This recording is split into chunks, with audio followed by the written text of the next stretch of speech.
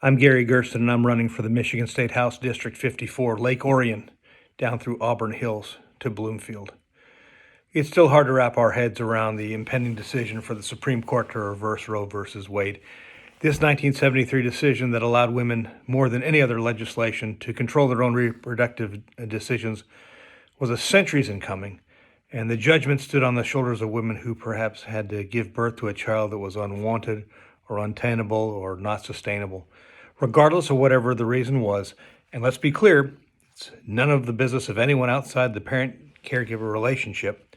It seemed that some of the only options before Roe versus Wade was to give birth to an unwanted child or to go to an illegal back alley abortionist who may or may not have had sound medical background. The effects of this might be prolonged poverty, despair, infection, birth problems, and so many other negative directions. For many women, pregnancy was a trap. For 50 years, the Supreme Court has stood by its decision to support women's reproductive rights through Roe versus Wade or other decisions that came after that. It was always about women's health. Always. This was not about a right to kill babies or other despicable rhetoric.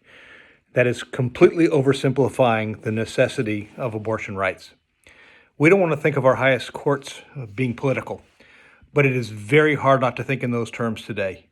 The last three justices seem to have been appointed with great Republican support, with the unspoken goal to overturn Roe versus Wade, and probably other rights further on down the line ensured by other courts.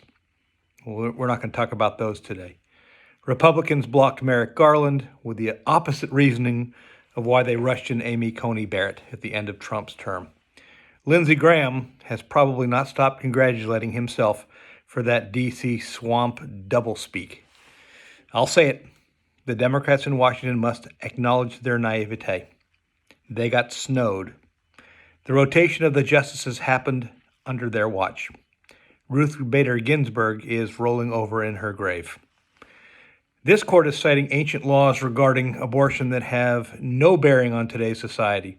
Remember, this was not an elected group of judges. They were appointed by politicians with agendas. They can justify their actions any way they want without having to face re-election. And don't say this isn't political. The promise to end Roe versus Wade goes way back to Reagan years when he was trying to win the conservative Christian vote that he needed for his election.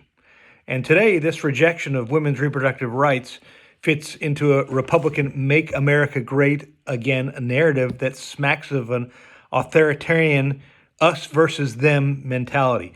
We love babies, but they want to kill babies. It's a lie, but it is repeated in many forms by the entertainers at Fox and other shameless conservative talk venues. They know it works, and they keep using it. At the state level, now we are going to have to deal with legislation covering the legality of terminating pregnancy. It is honorable to have a Michigan Attorney General who declared that she will not let her office prosecute anyone under our outdated but now relevant 1931 law banning abortion. But we need to get new legislation in there that guarantees women's reproductive rights. I'm telling you, this decision is going to ripple in many ways at the state level. Besides the abortion laws, now we will have to think about the increased costs we will have for women who lose any access to medical care regarding reproductive health. Are back alley abortions going to increase? How will women's choices be narrowed by insurance changes? The foster care system will have an increased burden. More kids born in compromising situations will have higher health care costs. Fetal alcohol births will increase, and that is a whole other issue in terms of exorbitant state costs. Special education needs will increase as a side effect of kids being born into tough situations. Educational equity will face a big blow, and this is shameful in light of our governor's landmark efforts to increase equity amongst our most challenged school systems. This could put us back into the educational disparity we saw before Proposal A few decades ago. States' rights? Let's talk about states' costs. The reversal of Roe versus Wade is going to hit the pocketbooks of state budgets hard.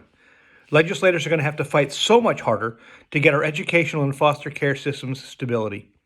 What will this do to the budgetary expanse of, say, maintaining our roads? Let's not get caught sleeping, Michigan.